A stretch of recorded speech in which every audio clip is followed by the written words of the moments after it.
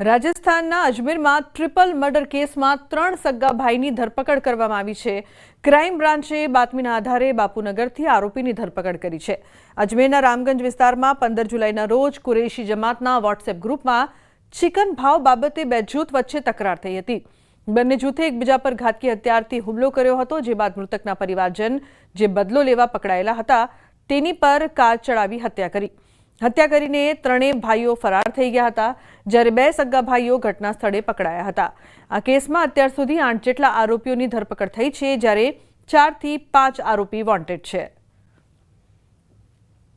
જે meet shop હતી એની બહાર બંને પક્ષના 20 થી 25 એવી રીતના માણસો ઝઘડો કરેલો અને એ ઝઘડામાં ત્યાં મીટ શોપમાં જ એમની સાથે જે હથિયાર હોય તે હથિયારથી જ એકબીજા ઉપર હુમલો કરેલો અને એ હુમલામાં બે જણનું મોત જે તે જગ્યા પર જ થઈ ગયેલું। એ ફરિયાદના જે આરોપી હતા એ આરોપીઓ અહીંયા રોકાયેલા માહિતી મળેલી એ બાબતે અમે તેમને અટક કરેલા છે।